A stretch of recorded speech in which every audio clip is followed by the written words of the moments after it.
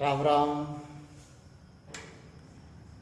हमारा जो विषय चल रहा है गुरु महाराज का अजर लोक।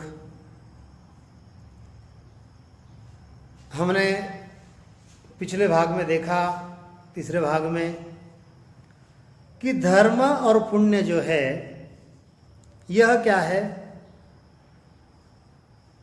यह बंधन कारक है। धर्म पुण्य जो है ये बेड़ी है, भोगने के बिना नहीं छूटेगी। पुण्य भी है तो आपको भोगना ही पड़ेगा, और पाप भी अगर है तो आपको भोगना ही पड़ेगा। ऐसा नहीं कि पुण्य में से पाप निकालकर आपको सुख भोगवाएंगे, ऐसी रीति नहीं है। जब तक इसकी आस है तब तक आप अजर लोक में नहीं पहुंच सकते, तब तक जन्म मरण के चक्र में से आप बाहर नहीं निकल सकते हैं। गुरु महाराज समझाते हैं। क्या समझाते हैं गुरु महाराज? इनकी आस लगी जब माई, तब लग दामन पहुँचे जाई।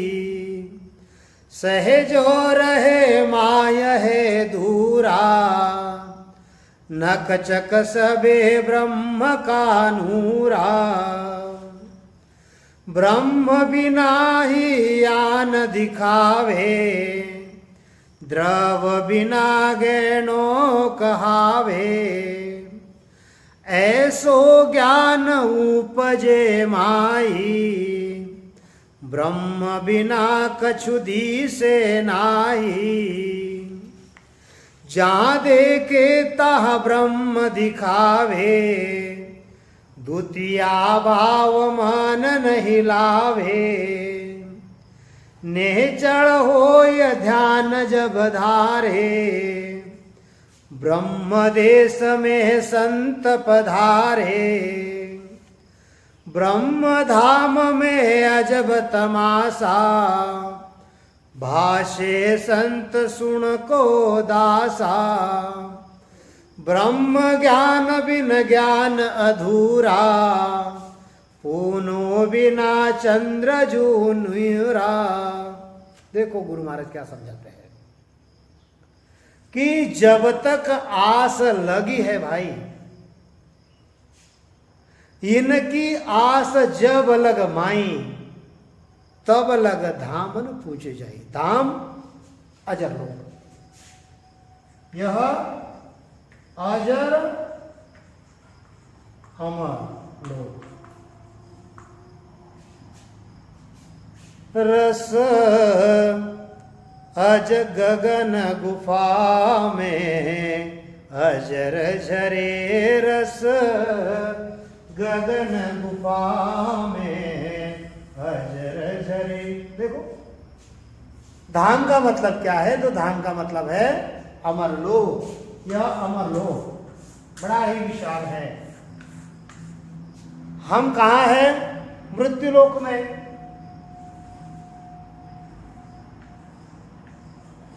यह मृत्यु लोक में हम यहां पर बैठे हुए हैं। गुरु महाराज कहते हैं कि धर्म पुण्य यज्ञ, इन फलों की आशा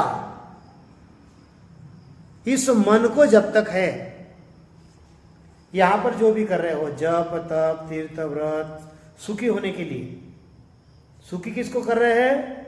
शरीर को। जब तक यहां पर सुख की आशा है, तब तक वह अजर लोक में नहीं पहुंचेंगे, तब तक धाम न पहुंचे जाई। सेजा रहे माय में दूरा, नख चक सबे ब्रह्म का नूरा।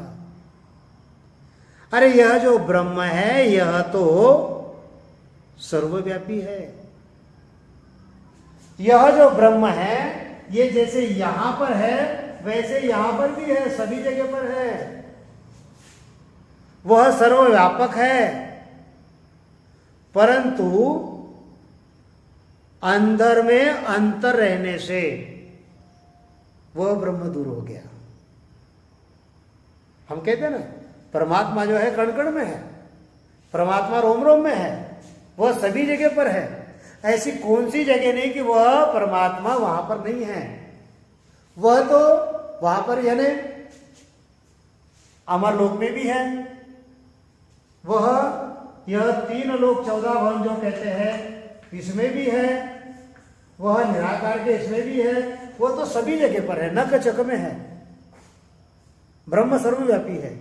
लेकिन उसमें अंतर रह गया। अब जब तक अंदर में वह अंतर रहेगा वो कैसे मिलेगा? अरे सभी जगह तो वह ओतप्रोत भरा है। कैसे ओतप्रोत, कैसे मैं आपको बताता हूं। थोड़ा इसको समझिए अभी। हाँ, ये डायग्राम थोड़ा अलग है, थोड़ा सा इसको समझने की कोशिश करो।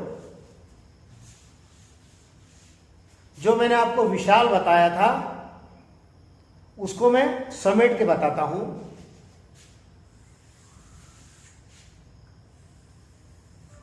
समझो ये अमरलोक है, ये आनंद ब्रह्म है, इसके अंदर यह होणकाल है, इस होणकाल के अंदर यह जीव ब्रह्म है ना। ये होणकाल, ये होणकाल की ये माया, इच्छा माया, ये होणकाल की। अब इसके अंदर यह हमारा शरीर। गुरु महाराज कहते हैं कि यह जो आनंद ब्रह्म जो है, यह तो सभी तरफ है। यह जो आनंद ब्रह्म है ये सभी जगह पर है, यानी ये यहां पर भी है, ये इसमें भी है, ये इसमें भी है और इसमें भी है। लेकिन अंतर रह गया। नख से लेकर चख तक वो भरा हुआ है, गुरु महाराज कहते हैं। लेकिन अंतर होने के कारण क्या है, वो हमसे दूर हो गया है। ब्रह्म बिना ही आन दिखावे, द्रव बिना गैनो न कवा, द्रव्य बिना न गैनो कहावे। ऐसो ज्ञान उपजे माही, ब्रह्म बिना कछु दिसे नाही। ब्रह्म के बिना जो दूसरा दिखाई देता है वह द्रव्य यानी सोने के बिना गहना है। अब मुझे बताओ, गहना जब हम नजर में लाएंगे तो गहना किसका बनता है? सोने का। और गहने में से सोने को निकाल लो तो कैसे दिखेगा? हाँ, द्रव्य बिना ज्ञानो कहवावे, ऐसो ज्ञान उपजे माई। वह जो सोना है उसके बिना गहना, इसके कल्पना ही हम नहीं कर सकते हैं। गुरु महाराज कहते हैं कि गहनों के नाम भी अगर अलग अलग है तो है तो वो सोना ही। इसको आनंद ब्रह्म कहोगे, इसको होणकाल ब्रह्म कहोगे, इसको जीव ब्रह्म कहोगे, इसको मनुष्य देह कहोगे। नाम तुम अलग अलग कह रहे हो लेकिन है तो वही। ऐसा ज्ञान जब अंदर उत्पन्न होगा तब तुमको ब्रह्म के अलावा दूसरा कुछ दिखाई नहीं देगा। जहां भी देखोगे वहां ब्रह्म ही ब्रह्म आपको दिखोगे। हाँ, जा देखो ता ब्रह्म दिखावे, द्वितीया भाव मन नहीं लावे।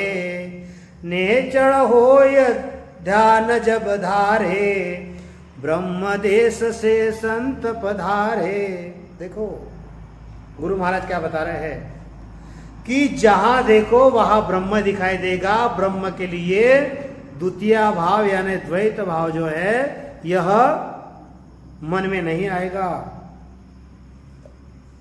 ऐसा निश्चल होकर जब ब्रह्म का ध्यान करेगा तब ब्रह्म देश में वे संत वे संत पैर रखेंगे।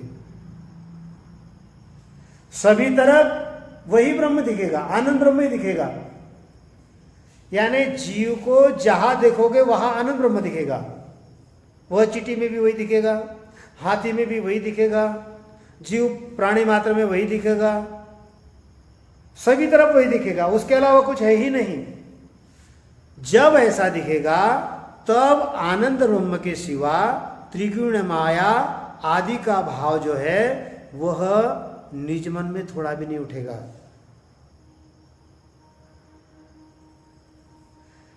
ऐसा जब आनंद ब्रह्म में निश्चल होकर आनंद ब्रह्म का जीव ध्यान करेगा, वह संत त्रिगुणी माया के 3 लोक के परे आनंद ब्रह्म यानी चौथे लोक में पधारेगा।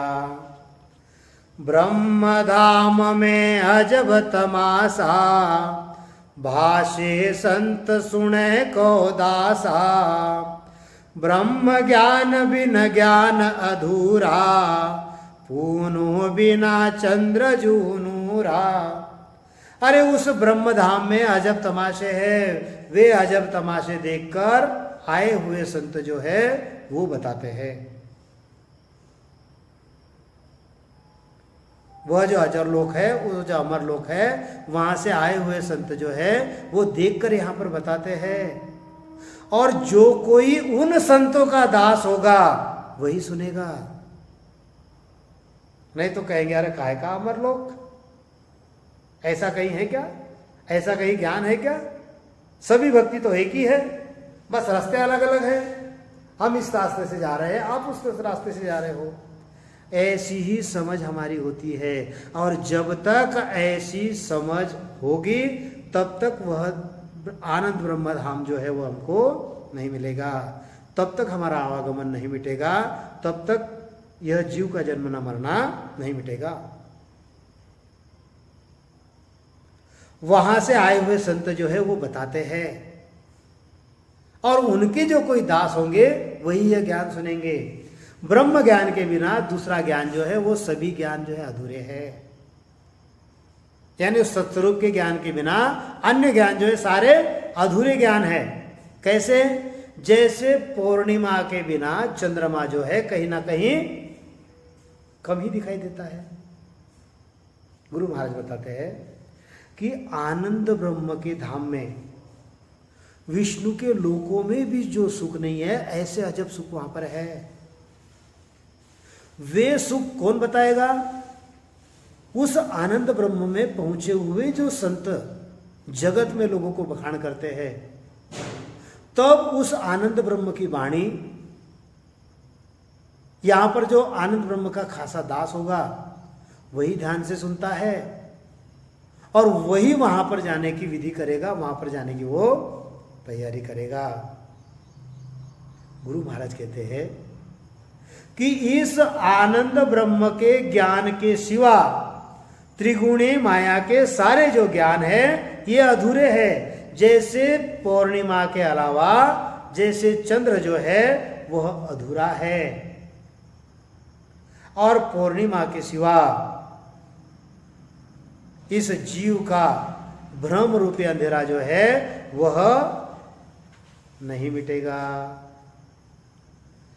सब पर ज्ञान ज्ञान सो आई, ब्रह्म ज्ञान सम ज्ञान न कोई।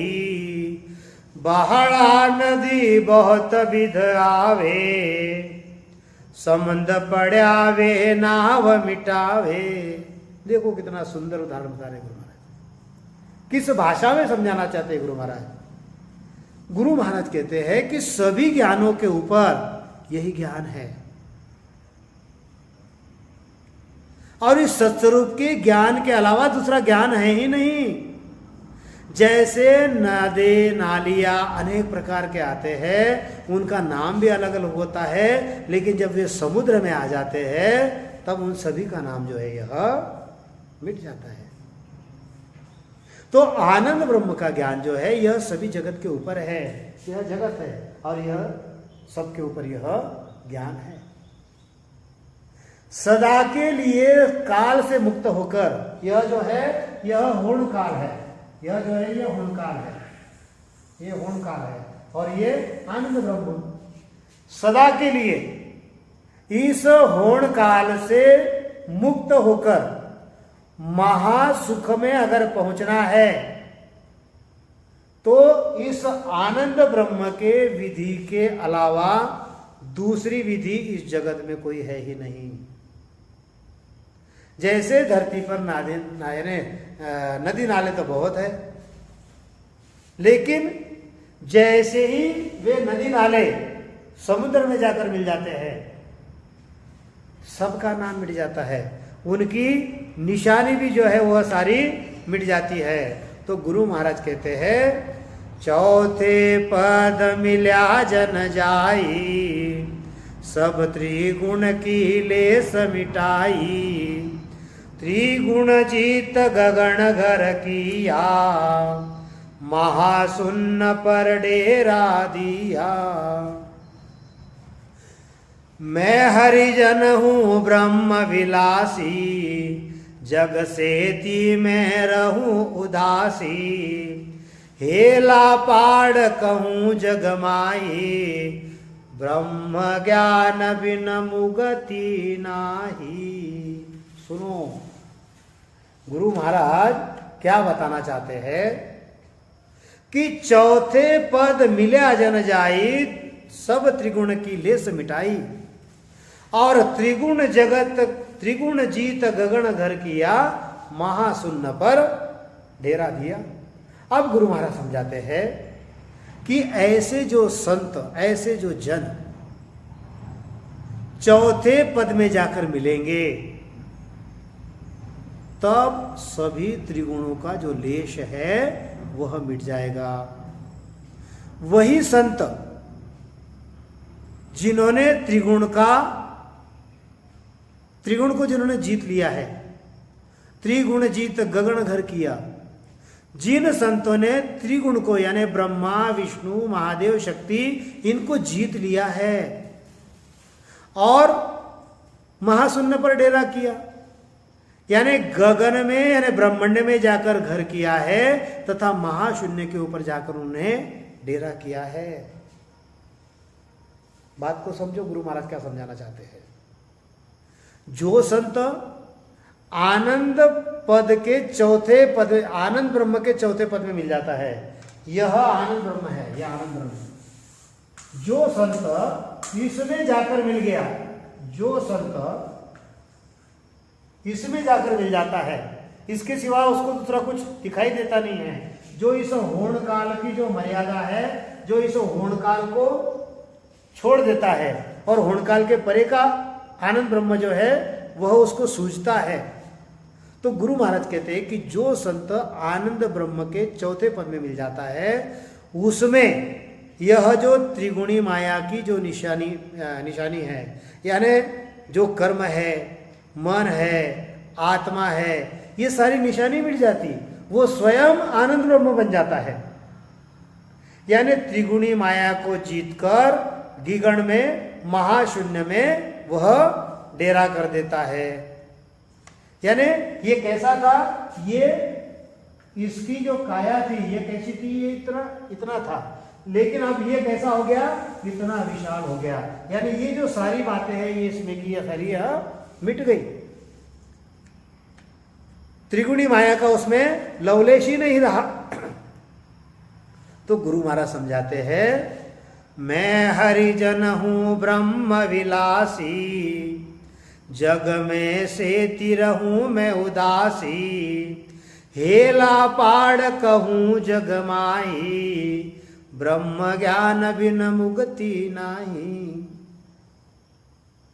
गुरु महाराज समझाते हैं, क्या समझाते हैं।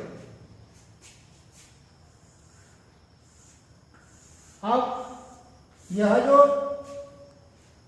घर किया है, कहां पर किया, यहां पर, यह जो 10वां द्वार है महाशून्य में, वहां पर इनकी रहनी हो गई अभी। अब ये यहां पर नहीं रहते। अब जैसे ये बताया है, जो कहते हैं जो खंड में, जो ब्रह्मांड में, वही पिंड में, ये सारी की सारी सृष्टि इसी में है। यहाँ पर जो है ये पीठ के 21वां, ये स्वर्ग है। यहाँ पर ये निराकार का जो देश है, ये यहाँ 10वां द्वार है। यहाँ पर सरस्वती है, यहाँ पर शिव पार्वती है, यहाँ पर विष्णु लक्ष्मी है, यहाँ पर ब्रह्मा है, यहाँ पर यमराज है, यहाँ पर त्रिकुटी है। ये ऐसा कि ऐसा ये मिनी स्ट्रक्चर है हमारा। गुरु महाराज कहते हैं कि मैं हरिजन हूं ब्रह्म विलासी। अरे मैं ब्रह्म में विलास करने वाला हूं, मैं यहां विलास करने वाला हूं, मैं इसके परे विलास करने वाला हूं।